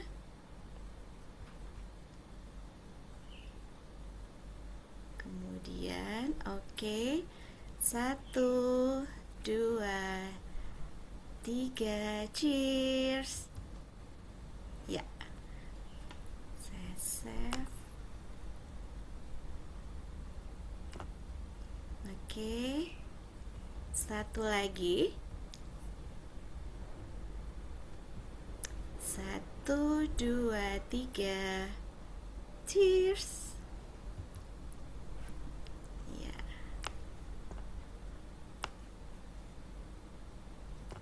Dah. Oke, baik. Terima kasih. Kita lanjutkan ya. Oh iya, juga saya mengingatkan teman-teman yang belum mengisi presensi silahkan diisi dahulu presensinya sambil kita bertanya jawab dengan Mbak Fitri ya. Mbak Fitri, kalau saya lihat ya, saya rangkumkan dari materi tadi tuh, saya merangkum bahwa Mbak Fitri ini adalah orang yang disiplin. Jadi memang penting ya bahwa beliau itu tetap menjalankan aktivitas-aktivitas rutin yang positif untuk menuju kesuksesan. Kemudian juga tidak gentar untuk mencari-cari peluang dan yang gongnya adalah bisa melewati jebakan utama. Nah, itu memang kayaknya problem kita-kita yang di awal-awal, problem para remote worker pemula atau yang ingin menjadi sosial media spesialis harus mau dan mampu melewati itu ya Mbak ya. Itu keren banget sih kalau Ya. kita bisa melewati itu. Ya, kemudian untuk teman-teman yang jika ada yang ingin bertanya boleh langsung raise hand atau bisa tuliskan di kolom chat. Ada yang bertanya ini Kak, tanya ya Kak dari Kak Pramuri, cara riset yang efektif itu triknya gimana ya? Gitu Kak Fitri. Cara riset yang efektif. Jadi riset itu kalau dalam hal sosial media itu banyak skupnya ya teman-teman. Yang pertama bisa riset kompetitor, yang kedua bisa riset keyword untuk bisa menemukan kata yang paling dicari oleh audiens sehingga konten kita itu potensi untuk ditemukan gitu ya. Terus ada lagi riset pain point audience atau riset audience. Misal nih, saya jelaskan satu-satu ya. Jadi kalau riset kompetitor ya kita cari kompetitor itu di sosial media yang kita mau hadir di situ. Itu di Instagram, itu di LinkedIn atau di TikTok gitu kan. Kalau kita itu bergeraknya di bidang misalnya public speaking gitu ya. Cari itu keyword public speaker atau fasilitator public speaking gitu. Nah, itu kan akan muncul orang-orangnya atau platformnya. Kalau kita itu membangunnya personal ya berarti orang gitu kan. Kita lihat konten-konten mereka. Kita lihat sosial media mereka. Optimasi bio-nya itu seperti apa sih gitu. Sehingga kok followers-nya itu misal lebih banyak daripada kita. Terus konsistensi kontennya itu di tema atau topik apa. Terus kita lihat juga konten mereka yang paling rame, berarti itu kan yang paling disukai ya sama audiens. Nah, itu yang ngebahas apa? Nah, sehingga kita bisa lakukan ATM dari situ, teman-teman. Itu cara yang pertama. Terus cara yang kedua, riset audiens. Jadi kita misalnya mau bikin konten tentang virtual assistant gitu kan. Virtual assistant itu luas, macam-macam gitu. Nah, akhirnya kita bisa tahu pain point audience. Orang yang kebanyakan pengen jadi VA itu siapa sih gitu. Backgroundnya apa? Terus keresahannya apa? Masalahnya apa sih untuk dia bisa masuk menjadi seorang virtual assistant. Nah, eh, kalau dulu kita itu riset ngebaca gitu kan, searching di Google ngebaca satu-satu. Nah, sekarang bisa pakai bantuan AI. Nah, tipsnya adalah pakai eh, eh, fitur yang di prompt-nya itu buat yang konteksnya jelas, clear. Kalau bingung untuk nge-promptnya bagaimana, teman-teman bisa minta bantuan ChatGPT atau AI lain untuk bisa bikin promptnya. Jadi kemarin saya misalnya mau riset tentang virtual assistant gitu kan, audiensnya. Nah, saya suruh ChatGPT, aku mau riset untuk audiens virtual assistant, sehingga saya bisa membuat konten yang relevan gitu kan dengan mereka. Nah, buatkan promnya gitu. Nah, promnya panjang berhalaman-halaman gitu kan. Nah, itu kita bisa copy paste ke AI lainnya. Terus aktifkan mode untuk deep research. Nah, dari situ AI akan menghasilkan dokumen yang memang akurat, lebih akurat gitu kan. Tapi tentu saja kita juga perlu double check ya teman-teman, jangan mentah-mentah diambil gitu. Jadi kita ngebaca hasilnya itu, oh iya ini memang aku sebagai VA pun aku merasakan ini. Ternyata oh memang ini ya problem utama orang yang pengen switch karir menjadi seorang VA. Nah, dari hasil riset itu nanti bisa dijadikan dokumen, masukkan ke project yang per klien atau per concern tadi gitu ya. Nah, teman-teman bisa tuh akhirnya menggali untuk ide konten dan lain sebagainya. Semoga punya gambaran ya, Kak. Oke, oke. Jadi risetnya Makasih, tidak hanya Kak. di sosial media, Siap. tapi bisa di AI juga gitu. Pokoknya semuanya yang bisa kita jadikan bahan untuk riset gitu ya, Kak Fitri ya. Iya, benar. Baik, ada dari Kak Novianti, raise hand silahkan. Langsung open mic saja. Iya, silakan. Suaranya belum terdengar.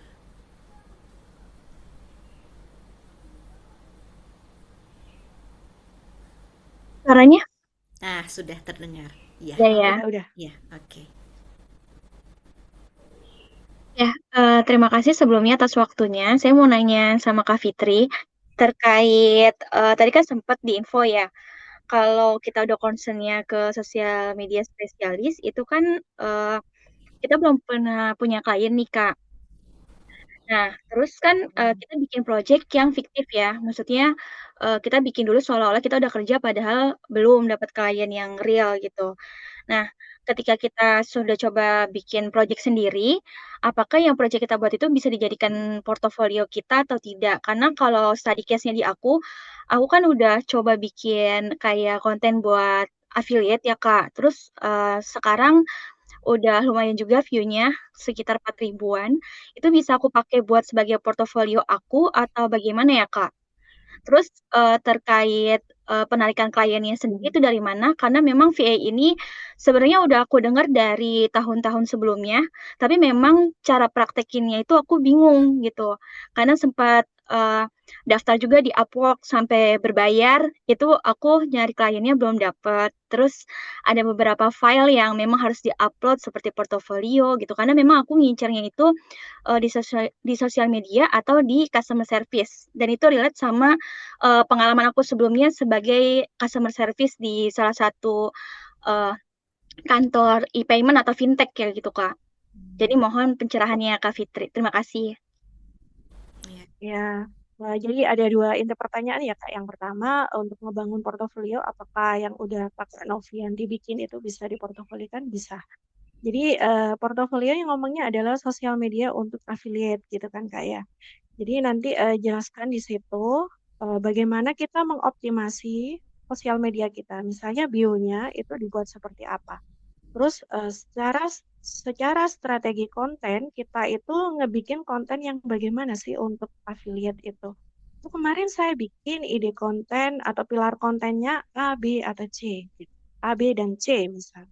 Terus saya bikin konten nih, konten A, view-nya udah bisa 4.000.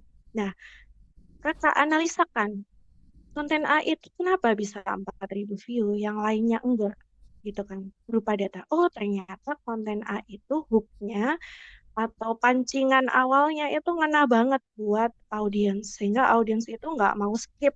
Audiens itu mau terus ngebaca atau ngelihat kontennya kakak itu. Atau, oh, konten yang view-nya bagus itu ternyata karena call to action-nya jelas, gitu, ngarahinnya kemana. Terus ternyata karena videonya nggak terlalu panjang, tapi ngena untuk bisa dipahami. Nah, seperti itu yang kita jelaskan, teman-teman. Jadi nggak hanya ngasih contoh, ini loh kontennya, enggak. Tapi kita bicara, konten itu kita strategikan seperti apa, itu yang pertama. Terus yang kedua, pengen menawarkan untuk dua needs jasa ya, Kak ya, sosial media sama customer service ya tadi. Iya, customer Jadi service. bisa dibikin dua untuk portofolionya. Jadi portofolio itu jangan dicampur. Semakin spesifik itu semakin bagus. Dan kita kalau dia bisa ya diupload dua-duanya gitu kan untuk dua expertise atau dua needs yang mau kita tawarkan gitu. Tapi kalau kita itu mau kayak apply, nge-reach out klien secara pribadi melalui sosial media, nah itu kita biasanya akan sesuaikan lagi portfolio itu. Jadi portfolio itu hidup sekali. Kalau misalnya kayak saya itu pengen ngelamar job sosial media spesialis untuk personal branding coach. Maka saya pilih lagi itu biasanya. Kalau portofolio kita banyak gitu ya, oh berarti studi case ini aja yang saya tampilkan yang memang relevan dengan apa yang dibutuhkan calon klien yang mau kita sasar. Begitu, Kak. Semoga membantu, sudah bisa dipahami jelas. Ya, jadi yang aku tangkap dari penjelasan Kak Fitri, kalau kita udah fokusnya misalnya ke mana gitu ya, konten yang mau kita apa implementasikan dengan benar, terus nanti difilter lagi gitu ya Kak ya. Iya, benar. Iya, oke, terima kasih. Ya, udah cukup. Baik, terima Sama-sama. kasih pertanyaan Kak Novianti, semoga membantu ya. Kemudian ada Kak Kamelia Rizky yang sudah raise hand, silahkan Kak Kamelia pertanyaannya. Boleh open mic? Oke Kak, izin bertanya. Iya, Aku silahkan. Kamel Andrea baru aja di ranah FH. Kebetulan tadi kan Kak Fitri bilang bisa orang sekitar kita dulu. Kemudian pertanyaanku, saat kita menawarkan jasa kita, apakah kita harus barter atau free trial aja, kemudian baru dimasukkan jadi portofolio? Karena untuk beberapa saat aku punya kemungkinan ada 4 orang yang bisa aku bantu untuk bangun portofolioku juga. Hmm. Sekian, Kak. Oke, Iya, iya. Oke. Jadi silakan. empat klien itu, empat calon klien potensial nanti itu bisa di listing ya Kak ya. Misalnya bisnisnya apa. Terus kakak itu udah punya gambaran nanti ngebantunya itu di mananya gitu kan. Nah, ketika menawarkan, dan nanti bisa pakai bantuan AI bagaimana melakukan messaging ke mereka. Jadi kayak pesan secara halus gitu kan. Nah, kalau misalnya Kak Kamelia itu nyamannya, aku nggak usah dibayar dulu buat ngebangun portfolio ya, tawarkan dan sampaikan itu. Kalau misalnya itu gratis, tetapi nanti izin untuk ngepakai brand beliau sebagai studi case-nya kita, misal gitu ya. Terus ada lagi kalau sekiranya kita itu udah pengen dapat bayaran tapi nggak yang tinggi dulu gitu kan ya. Nah, itu bisa ditawarkan dengan kita menjelaskan value-nya dulu. Jadi kalau Kak Kamelia itu udah yakin bakal bisa ngasih sesuatu gitu kan ke mereka dengan skill-nya kita gitu. Terus ini loh yang jadi di proposalnya atau di ajakan kita itu sampaikan dulu. Landscape biasanya saya ya. Yang pertama itu landscape sosial media saat ini. Misal mereka itu bergerak di klinik kecantikan, misal kemarin ada saya proposal seperti itu. Jadi klinik kecantikan itu punya loh audiens yang luas, terus potensinya besar gitu kan. Mulai dari remaja sampai dengan orang tua gitu kan. Nah, kita kasih tahu landscape itu. Terus penggunanya itu juga banyak di TikTok sama Instagram gitu. Kan akan sayang kalau kita itu nggak hadir di sosial media gitu. Untuk ngasih tahu orang bahwa, oh ada loh klinik kecantikan ini gitu. Nah, kita sampaikan itu sehingga mereka merasa, wah iya ya gitu. Di tahap sadar gitu. Ketika udah sadar, nah saya bisa bantu nanti untuk bisa kelola akun sosial medianya dengan tujuan misalnya pengen menarik calon klien baru atau pengguna jasa yang baru gitu. Jadi konten-kontennya jenisnya ini loh Bu gitu. Satu bulan nanti dibikin kontennya 10 sampai 15 konten. Gitu. Nanti akan saya buatkan schedule-nya gitu. Dan saya itu pernah ngerjakan sosial media di niche A misal. Dan itu bisa naik sekian persen. Nah, dari ini eh, angka yang saya tawarkan adalah seperti ini. Gitu. Nanti bisa Ibu riset di luaran sana gitu ya. Apa harga jasa semacam ini itu berapa nanti bisa Ibu pertimbangkan gitu. Dan kita ngasih harga pun itu jangan kasih satu harga, kasihlah tiga harga. Jadi kita memainkan psikologis dari calon klien kita. Jadi ada paket yang biasa, ada paket yang standar, ada paket yang high gitu. Tapi dalam membuat itu kita sebenarnya udah punya targeting bahwa si calon klien ini akan kita arahkan ke paket yang standar misal.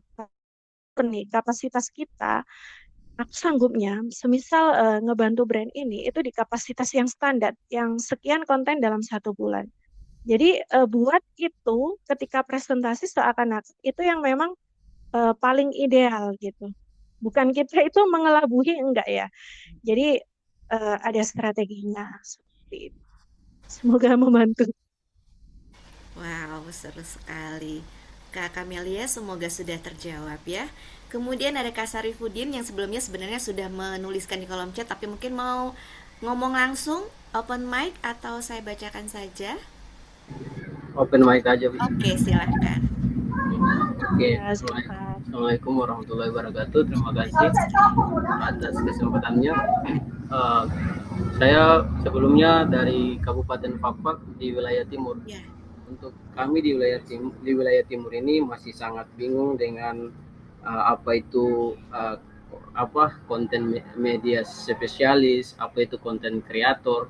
Jadi terkadang kita dari kebingungan itu kita bingung nih mau membedakan antara konten-konten yang dibuat dari konten kreator dan konten spesialis ini seperti apa. Maksud saya mau pertanyakan hal itu biar kita kan belajar untuk mau menjadi sebuah konten spesialis media ini seperti apa kita mau membedakan antara video-video itu gitu.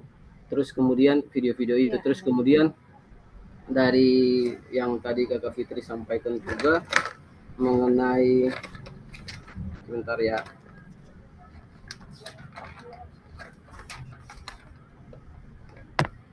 punya perencanaan dan strategi konten. Nah, yang membedakan antara konten kreator, strateginya nih, yang membedakan antara konten kreator dengan konten spesialis media itu seperti apa? Mohon penjelasannya. Terima kasih. Ya, jadi awal itu pasti bingung. Saya juga dulu seperti itu. Akhirnya masuklah saya ke sebuah kelas, ya kelasnya itu memang dibikin end to end gitu. Namanya Social Media Management. Saya berpikir kenapa ini namanya Social Media Management gitu. Ternyata ketika udah masuk, akhirnya kita akan kenal dengan istilah-istilah yang sebenarnya itu berbeda, tapi orang melihatnya sama. Apa ya? Yang pertama konten kreator. Biasanya itu di level yang paling ibaratnya angka satu ya itu konten kreator. Jadi siapapun bisa menjadi konten kreator gitu.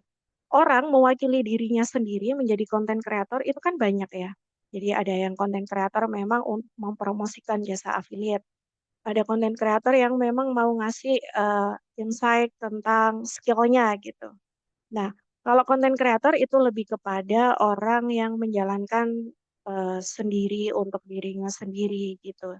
Terus untuk orang lain juga ada, tetapi ranah atau batasannya mereka itu nggak terlalu masuk ke dalam strategi sosial medianya gitu. Karena kalau strategi sosial medianya itu kan kita melihat adalah lingkupnya di sosial media itu, misalnya LinkedIn, misalnya Instagram gitu. Kita brand training provider yang hadir di Instagram misal. Maka kita melihat strateginya itu membandingkan, memikirkan dengan kompetitor lain itu bagaimana sih hadir di sosial medianya. Seperti itu kalau gambaran sosial media spesialis ya teman-teman. Terus kalau konten kreator itu juga ada yang dia itu nerima brief gitu kan. Aku punya dari atasannya misal. Aku punya skrip konten atau ide konten seperti ini, nanti kamu buatin. Nah, itu konten kreator. Kalau sosial media spesialis, yaitu tadi memikirkan dari awal, bagaimana sih sosial medianya ini bisa mencapai apa yang ditargetkan. Oh, target penjualan. Oh, ngebangun awareness biar followersnya nambah dulu. Oh, ngebangun biar orang tahu pun kita ini ada. Nah, itu nanti akan turun ke strategi kontennya. Berarti kontennya itu dibanyakin yang menjelaskan tentang diri kita. Nah, itu perannya sosial media spesialis. Membangun awareness untuk sebuah akun training provider misal. Berarti kita harus lebih banyak menyampaikan apa sih layanan kita, siapa sih kita gitu, bergerak di bidang apa saja, terus bagaimana sih cara menghubungi kita? Oh, mengunjungi website kami loh di sini. Nah, seperti itu kalau sosial media spesialis. Semoga bisa lebih terjawab ya, Kak. Ya, terima kasih. Untuk yang kedua, pertanyaan keduanya mengenai strategi antara konten spesialis dengan konten kreator. Yang membedakannya itu perencanaannya seperti apa? Oh ya. Jadi kalau konten kreator itu lebih memikirkan tentang strategi kontennya. Jadi misalnya lagi benchmarking atau riset gitu ya. Maka yang dilihat adalah konten-konten gitu ke konten strateginya. Kalau sosial media Siap, spesialis siap. strateginya ke sosial medianya. Oh berarti Siap. misalnya ya, kayak kita itu banyak komen di akun-akun yang sama dengan kita. Nah, itu juga bagian dari strategi di sosial media spesialis. Biar punya gambaran ya, Kak. Jadi tak kasih contoh gitu. Siap, siap. Terima kasih Bu, terima kasih. Ya, sama-sama, Kak. Oke, baik. Kemudian ada lagi nih sedikit lagi ya Kak Fitri, kita jawab semua pertanyaan dari teman-teman. Ya, ya, ya. Kemudian ada dari Kak Wah, banyak. Tita bertanya, kalau Kak Fitri boleh nggak diperlihatkan Kanban boardnya itu seperti apa tampilan visualnya? Apakah itu yang pertama? Yang kedua, apakah Trello itu free? Dan yang ketiga, apakah klien bisa diberi akses untuk itu? Memungkinkan nggak Kak untuk memperlihatkan Kanban boardnya? Kalau mungkin agak susah, mungkin nanti bisa kita kasih private seperti bagaimana? Kalau memperlihatkan belum memungkinkan ya Kak, mohon Oke. maaf. Nanti bisa aku screenshot, Ya, nanti bisa nitip ke tim untuk betul. disampaikan di grup nggak apa-apa. Jadi Betul. lebih kelihatan visualnya gitu kan nanti. Betul.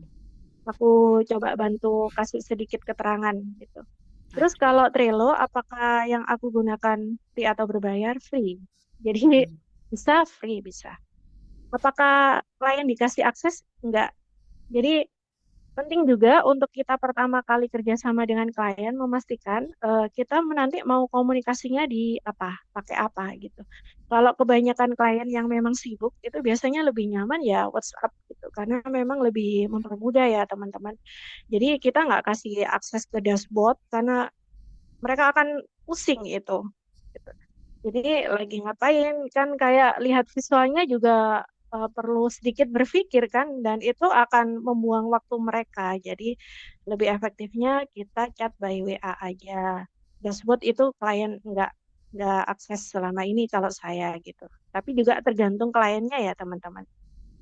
Kalau kliennya itu ada misal CEO yang memang dia kadang butuh data itu untuk beliau apa ya share sendiri di akun personalnya misal sehingga membutuhkan akses ya kita kasih. Begitu. Semoga menjawab ya, Kak Tita. Baik, ada lagi dari Kak Gio. Kalau Kak Fitri itu editingnya pakai CapCut apa? Premiere atau yang Pro? Ada yang pro yang Oke, berapa ya itu 76.000 per bulan kalau nggak salah yang itu ya. biar lebih mantep ya. Oke, Ya baik. Kemudian ada itu lagi dari teman-teman. ya. Ya ada satu tips lagi Mbak Elma boleh ya terkait Oh dengan iya, silahkan lanjut. kita Oke, berlangganan lanjut. aplikasi gitu kan. Mm-mm. Oh, seberapa penting kita berlangganan aplikasi terus perlu apa enggaknya gitu. Jadi yang pertama kalau saya pertimbangannya biasanya berdasarkan eh, apa ya angka yang saya dapatkan dari freelancernya saya gitu. Kalau misalnya dari angka itu kayak udah bisa mengcover nih buat beli atau berlangganan tools, ya langganan aja gitu. Hmm. Dan memang ini kayaknya perlu banget gitu. Ya nggak apa-apa karena memang kita udah dapet klien, ibaratnya kita masih bisa untung gitu ya. Ya langganan aja kalau memang itu bisa ngebantu teman-teman. Kalau belum ya nggak apa-apa, kita optimalkan yang free dulu. Oke, baik. Disesuaikan ya sama kondisi kita saat ini dan pekerjaannya. Kalau Iya, sekiranya membantu dan cukup, tidak masalah. Dan untuk kan kebaikan pekerjaan kedepannya juga ya, Kak Fitri ya. iya. Baik, lanjut. Ada lagi pertanyaan dari Kak Yuni. Bisakah AI kita jadikan komparasi dalam mencari solusi? Apa dampaknya jika hal ini kita lakukan? Komparasi dalam mencari solusi. Mm-mm. Bisa sih. Jadi kayak misalnya kita itu, ini kan skupnya luas ya, saya kurang tahu juga Kak Yuni ini dalam hal apa komparasinya gitu kan. Kalau AI kita gunakan untuk hal yang memang butuh profesional sekali untuk bisa memutuskan, misalnya terkait dengan hal medis, ya saran saya jangan. Gitu kan. Tapi kalau itu terkait dengan strategi, misal untuk sosial media, personal branding, atau apapun, ya boleh kita lakukan komparasi gitu. Jadi kita itu punya opsi A sama B gitu kan. Terus kita tanya AI untuk bisa membuat pertimbangan, biasanya merit demerit gitu kan. Nah, untuk kita bisa mengambil keputusan. Dan ketika menggunakan atau ngeprom untuk komparasi, saran saya tetap suruh AI untuk melampirkan datanya, teman-teman. Sekali lagi kita bicaranya dengan data gitu dan terukur dengan angka sehingga keputusan itu diambil bukan berdasarkan insting atau minat atau kesukaan tapi berdasarkan yang memang ada datanya seperti itu. Oke, baik. Satu lagi pertanyaan terakhir. eh Melanjutkan dari pertanyaan Kak Kamelia tadi untuk portofolio. Kalau kita mempunyai beberapa niche, jadi tetap portofolio itu kita sesuaikan dengan niche yang ditawarkan. Walaupun kita punya niche yang lain. Begitu ya, Kak Fitri ya? Iya, lebih baiknya seperti itu. Karena kalau kita itu nampilin portfolio ke calon klien, katakanlah gitu ya. Kalau kita terlalu ngasih banyak hal, itu pasti akan kayak skip gitu ya teman-teman. Ini banyak banget sih yang mau disampaikan, intinya apa gitu. Jadi intinya kita buat portofolio itu sesuai dengan apa yang pengen kita capai dulu. Itu kalau dalam hal portofolio yang tersedia gitu ya. Tapi kalau untuk hal kita mau apply, nah kita sesuaikan lagi portfolio yang mau dikeluarkan itu yang mana, studi case yang mana yang sekiranya memang relevan dengan yang kita tak lamar gitu. Oke, baik.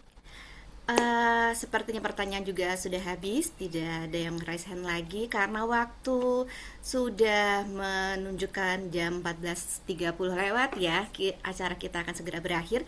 Tapi sebelumnya kami dari teman kreatif memberikan apresiasi kepada Mbak Fitri yang sudah berkontribusi dan memberikan materi yang sangat bagus.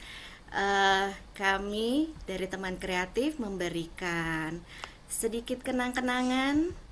Nah, berupa sertifikat yang diberikan kepada Kak Lailatul Fitria dari founder dan CEO teman kreatif Mbak Dewi Kusuma Dewi. Mbak Diah Kusuma Dewi Yeay. maksudnya. Lumayan buat menambah pundi-pundi sertifikat ya Kak. Iya, Iya, alhamdulillah. terima kasih banyak, materinya sangat daging sekali. Oh ya, saya masih ada informasi satu lagi buat teman-teman. Jangan lupa untuk hadir kembali besok ya, karena besok itu ada tema yang tidak kalah dagingnya dari hari ini, yaitu digital marketing specialist for global client. Kakak Widya Stuti ini kliennya adalah klien luar negeri. Kepo dong bagaimana caranya beliau bisa mendapatkan klien go internasional, bagaimana bekerja dengan klien luar negeri, bagaimana Inggrisnya dan bagaimana lainnya. Jadi jangan lewatkan ya besok spill the screen kita di jam yang sama di hari Minggu tanggal 14 Juni. Jangan lupa hadir. Bagi teman-teman yang belum daftar silakan daftar dahulu, dan bagi yang sudah jangan lupa nyalakan alarmnya, pengingatnya supaya nanti nggak kelewatan. Sayang banget ini kalau dilewatkan karena temanya sangat bagus sekali ya. Dan kemudian saya ingatkan juga untuk jangan lupa memberikan insight di sosial media, karena seperti yang saya sampaikan tadi, untuk mendapatkan personal career blueprint itu bagus sekali. Teman-teman jangan lewatkan reward yang baik dan bagus sekali itu, sayang dilewatkan. Kalau saya sih jadi teman-teman, saya pasti ikut. Lumayan lah dapat apa insight dari personal career blueprint itu untuk kita kedepannya supaya bisa melangkah lebih baik lagi. Baik, kita cek dulu. Oke, rekamannya nanti akan kita berikan setelah agenda spill the screen selesai. Nanti akan ada kumpulannya. Teman-teman tetap pantengin websitenya teman kreatif, YouTube-nya, IG-nya dan sebagainya, dan WA grupnya juga. Nanti akan ada informasi di sana ya. Baik, terima kasih teman-teman atas kehadirannya. Jangan bosen-bosen karena kita selalu ada tema yang berbeda setiap minggunya. Jadi jangan lewatkan acara-acara seperti ini. Kak Fitri juga terima kasih banyak atas materinya hari Sama. ini. Sangat seru sekali. Sebenarnya masih banyak nih yang mau saya ulik, mau saya tanyain, cuman karena waktu terbatas, kita juga harus membagi waktu kita dengan yang lain. Baik, terima kasih. Mohon maaf jika ada salah-salah kata, hal yang kurang berkenan dari kami. Sampai ketemu besok. Assalamualaikum warahmatullahi wabarakatuh. Waalaikumsalam. Waalaikumsalam warahmatullahi wabarakatuh. Terima kasih. Waalaikumsalam. Terima kasih Kak Fitri, Kak Elma, dan semuanya. Ya, sama-sama. Sampai ketemu besok ya. Jangan lupa. Ya.